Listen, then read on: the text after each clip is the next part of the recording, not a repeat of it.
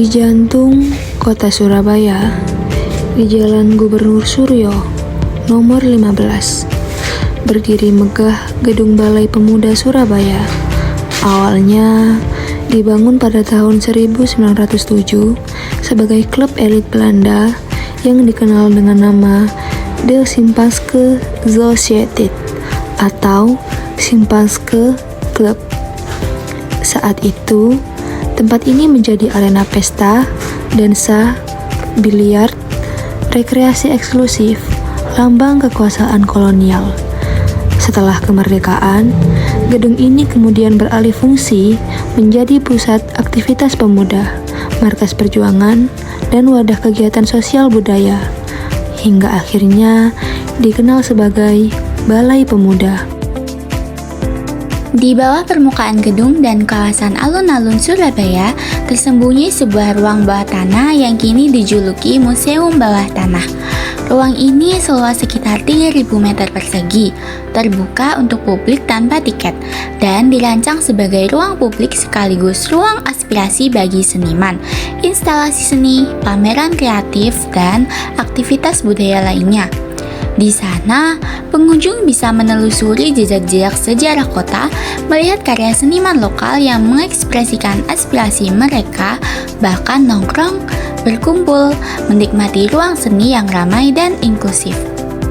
Dengan demikian, Balai Pemuda bukan sekadar bangunan bersejarah, tetapi juga transformasi dari ruang elit ke ruang publik yang memberi ruang bagi generasi muda dan seniman Surabaya untuk berkarya, beraspirasi, merayakan kreativitas, dan ingatan kolektif kota.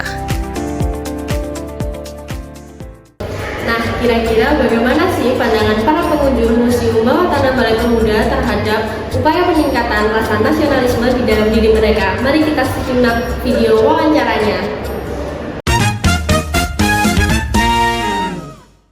Di sini saya meminta waktunya sebentar ke kakak untuk mewawancarai terkait rasa nasionalismenya. Jadi untuk pertanyaan pertama, Cara sederhana untuk menumbuhkan rasa nasionalisme, terutama untuk kalangan Gen Z saat ini gitu. Cara sederhana sih dengan membaca sejarah ya, dan cara yang lebih spesifiknya lagi dengan mengunjungi aspek-aspek sejarah atau museum-museum yang ada di Indonesia ini. Yang pertama mungkin kita bisa membeli produk dalam negeri ya, terus juga lebih menyukai lagu-lagu yang ada dalam negeri dibandingkan di luar begitu.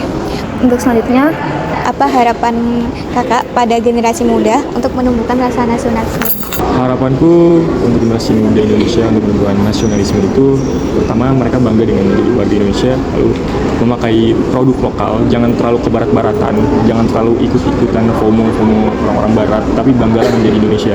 Oke, untuk generasi muda, sekarang itu anak-anak muda lebih suka luar negeri ya, dan segala macam ya. Harapannya bisa jauh lebih suka dengan karya-karya yang ada di Indonesia, karena kan karya-karya di Indonesia juga nggak kalah bagus gitu dengan Oke, harapan aku sebenarnya lebih ke ayo kita gunain produk-produk lokal supaya lebih banyak budaya kita yang dikenal di lingkungan luar, karena kita tahu ya turis aja datang ke Indonesia karena budayanya. Kenapa warganya juga nggak seperti itu loh, apalagi kita pemiliknya, kita warga lokal ya, sebisa mungkin kita harusnya lebih antusias daripada turis-turis yang datang ke Indonesia seperti itu.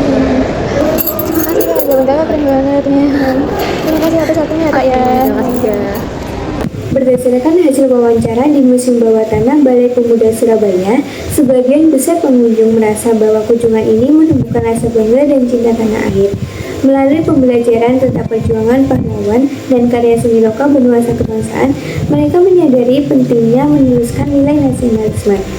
Museum dinilai berperan penting sebagai sarana edukasi sejarah yang menarik bagi generasi muda, serta dapat memperkuat identitas dan semangat kebangsaan. Nasionalisme tidak hanya dimaknai sebagai kebanggaan terhadap simbol-simbol negara, tetapi juga dapat diwujudkan melalui tindakan nyata, seperti menghargai para pahlawan, melestarikan budaya, dan berkontribusi aktif dalam kemajuan bangsa.